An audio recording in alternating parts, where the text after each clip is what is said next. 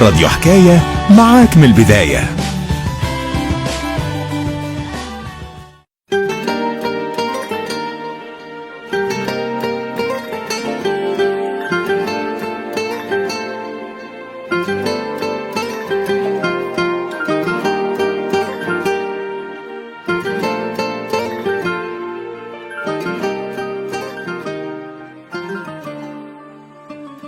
مساء الخير على كل بيسمعونا على راديو حكاية. معاكم نهى محمد والحلقة الخامسة من برنامج غالي علينا، ولقاءنا النهاردة مع فنان من النجوم الشابة اللي قدر يثبت وجوده من خلال المشاركة في عدة أعمال فنية. له أداء متميز بيبرز موهبته وقدرته في تجسيد الشخصيات المختلفة والتنوع من خلال الأدوار اللي قدمها لنا على الشاشة. كان أول عمل شارك فيه مسلسل أرض النعام مع النجمة الكبيرة زينة، ويليه مسلسل وعد ومسلسل ازاي الصحة، وقدم دور علاء في مسلسل رحيم للنجم الكبير ياسر جلال، ثم شارك في مسلسل الطوفان وابو العروسة وحكايات بنات في الجزء الثاني. وجسد امام الفنانة دنيا سمير غانم 3 شخصيات مختلفة من خلال مسلسل بدل الحدوتة 3، وهم دور العريس ودور مقدم الديفيلي ودور موظف البنك. ومن البرامج اللي شارك فيها المتحف للدحيح ومسلسل أبلة فاهيتا على نتفليكس. أما حاليا فهو يتألق من خلال مشاركته في مسلسل خيط حرير النجمة الكبيرة مي عز الدين وإخراج إبراهيم فخر. معانا ومعاكم الفنان المتألق صاحب الأداء الهادئ والمتميز هيثم شهاب الدين.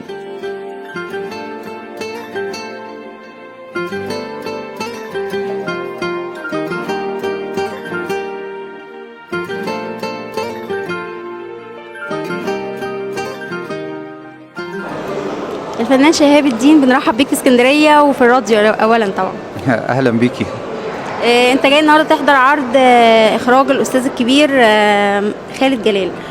كلمنا انت يعني اهتمامك بالعرض ايه، وانت جاي تشوف شغله كبس مجرد تدعمه، ولا انت طالب ان شاء الله هتتضمن في مركز الابداع بتاعه؟ بصي، استاذ خالد جلال خرج ناس كتير قوي قوي موجوده على الساحه الفنيه دلوقتي، منهم استاذ بيومي فؤاد، محمد شاهين، محمد سلام، حسام داغر، ناس كتير قوي قوي قوي موجوده على الساحه الفنيه دلوقتي. فبصراحه يعني انا رغم الورش اللي انا خدتها في التمثيل مع اشرف فاروق، مع استاذ اشرف فاروق، ومع استاذ علاء أوقة، دكتور علاء أوقة، ناس تقيلة جدا وكويسة جدا، بس فعلا اللي بيحصل مع أستاذ خالد جلال موضوع مختلف تماما. فأنا إن شاء الله أكون في 2021 طالب من طلبة أستاذ خالد جلال، عشان أبقى متاح على الساحة الفنية بشكل أكتر، وأطور مهاراتي على إيد أستاذ خالد جلال. هو بصراحة يعني يعتبر أستاذ خالد جلال المدرسة العسكرية للفن. عليه صانع النجوم. لا، هو صانع نجوم فعلا، بس شغله فعلا او الشغل معاه صعب جدا، وبيحتاج انتظام وبيحتاج صبر. عايز اقول لك ان الدفعه اللي كانت داخله دي كان فيها تقريبا 280 فرد صفصفوا على 40 او حاجه و30. بيقولوا ان هو شديد جدا جدا جدا فوق ما تتخيل. فبقول لك هو الموضوع محتاج صبر واستمراريه، والموضوع مش تهريج خالص، بالذات مع استاذ خالد جلال الموضوع صعب. طب نجوم كتير طلعوا من مركز الابداع طبعا، ونجوم مسرح مصر كلها، وزي ما ذكرت بيومي فؤاد. مين من النجوم جذبك ان انت تدخل المركز؟ يعني حد شفته وقلت لا ده اختلف معاه، يعني اختلف بعد ما طلع من مركز الابداع؟ هو الصراحة أنا ما ركزتش مع النجوم اللي اتخرجوا من مركز الإبداع. كل واحد ليه صفة، وكل واحد ليه أسلوب وطريقة مختلفة تماما عن بعض. يعني أنت ما شفتيش، يعني شفتي حضرتك أستاذ بيومي فؤاد مختلف تماما عن محمد شاهين، عن سلام، عن عارفة حمزة العايلي اللي هو كان عامل مسكر في مسلسل ابن حلال، ده برضو خريج الورشة. محمد ثروت، كل واحد ليه بصمة وسكة مختلفة عن التاني خالص.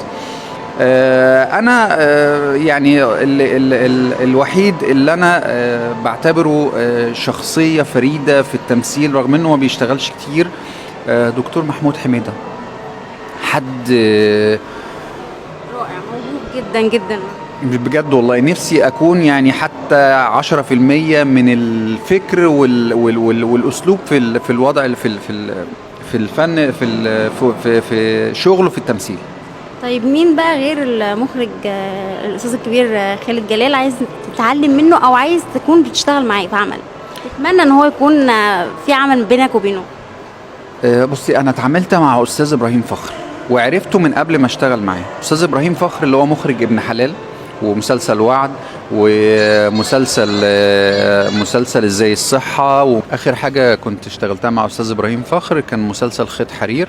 هو لسه كان المفروض يتقدم في رمضان اللي فات، لولا اللي حصل بموضوع كورونا دوت فتأجل شوية، معرفش بقى هينزل امتى ان شاء الله. فأستاذ إبراهيم فخر بالنسبة لي حد مهم جدا. بالصدفة اللي جمعت بيني وبين أستاذ خالد الحلفاوي في مسلسل بدل حدوتة 3 مع أستاذة دنيا سمير غانم. لقيت ملك بصراحة على الأرض. أستاذ خالد الحلفاوي حد فظيع. لسه كنت هسألك مين من النجوم اشتغلت معاه وحابب ان انت تكرر التجربة او حسيت ان هو نجم حقيقي؟ بصراحة عشان في سؤال تاني هيجي بعديه. بصراحة دنيا سمير غانم حد يعني متواضع جدا، ما تعرفنيش، انا اول مرة اظهر في حاجة صغيرة معاها كده، فقالت لي انت كويس وشاطر وحلقتك حلوة جدا، انا شفت المونتاج بتاعها، انت طالع حلو جدا والحلقة بتاعتك بكرة برافو. ومحمد سلام قال لي برضو نفس التشجيع، انت كويس جدا وشاطر وان شاء الله ليك مستقبل يعني. مين بقى من النجوم مش ممكن تكرر التجربة تاني معاه؟ حسيت ان هو يعني صعب ونفيخ قوي. لا دي مش هينفع اقولها بصراحة. بس في لا اكيد طبعا في من النجوم الكبار ولا لا، من النجوم الكبار وموجودين على الساحة الفنية كويس جدا. هو انا هقول الموقف اللي حصل. هو انا كنت في مسلسل رحيم، وبعد ادائي في المسلسل في المشهد اللي انا كنت بعمله، فالمخرج قال لي برافو يا هيثم. فهو يعني مكانته ما ينفعش يقول حاجه زي كده، فقال انت بتقول ايه يا استاذ؟ طب انا معلش، انا جاي اخد مشهد صغنن كده جنب نجم كبير قصادك، فانت مستكتر عليا كلمه تشجيع من المخرج. نفهم من كده يا استاذ ياسر جلال؟ لا لا لا خالص ما انا ما خدتش مشاهد مع استاذ ياسر جلال. ما تحاوليش برضو، لان الموضوع مش هيبقى ظاهر، بس انا قلت الموضوع حصل ازاي. مين في وجهة نظرك النمبر 1؟ مين من وجهة نظري نمبر 1؟ سينما بقى، تلفزيون. الشاطر اللي بيستمر وما بيهمهوش اي حد. مش عايز اقولك حتى لو كان مع استاذ محمد رمضان، لا هو محمد رمضان بصراحة شخص مجتهد جدا وبيجري في كل الاتجاهات، والدليل على كده النجاح. مفيش حاجة عكس كده خالص. الراجل شايفه ذكي ولا موهوب؟ ذكي وموهوب على فكرة، ذكي وموهوب.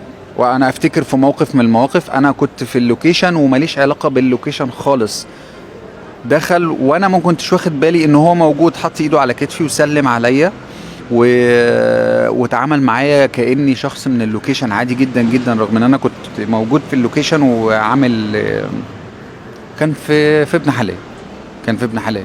انا ماليش ولا مشهد بس كنت بحاول احتك عشان اشوف الدنيا ماشيه ازاي، اوصل لاي حاجه، اوصل لاستاذ ابراهيم فخر. فانا اتمنى بصراحه ان اشتغل مع استاذ ابراهيم فخر بجد واكون تلميذ لمدرسه ابراهيم فخر. ايه اني اهم، السينما ولا المسرح ولا التلفزيون؟ كل حاجه وليها يعني ليها جمالها. السينما طبعا تاريخ وبتفضل تتعرض مرة واثنين وثلاثة. التلفزيون او المسلسلات عموما حاجة بتتعمل وخلاص بتعدي، وبعد كده ما بتتشافش كتير، او لو اتعرضت بعد كده بتتعرض على اجيال تانية، او بتتعرض في وقت تاني، او بتتعرض بعديها بسنة، او يعني ليها اوقات معينة وبعد كده خلاص بتتركن. لكن السينما تاريخ تاريخ تاريخ طويل. المسرح بقى ده هو العشق، بس للأسف ملهوش اي نتائج للأسف، يعني بيضيع العمر وبياكل الوقت وما فيش نتيجة. طيب عايزة بقى أسألك حاجة، أهلاوي ولا زملكاوي؟ أنا أهلاوي بس ماليش في الكورة. طب شفت اللي حصل ما بين شيكابالا والفنان أحمد فهمي؟ صح شفته. طب إيه رأيك فيه؟ ما ينفعش اكون حكم في الموضوع الا لما ابقى سامع من الطرفين، فمش هينفع. الاعلام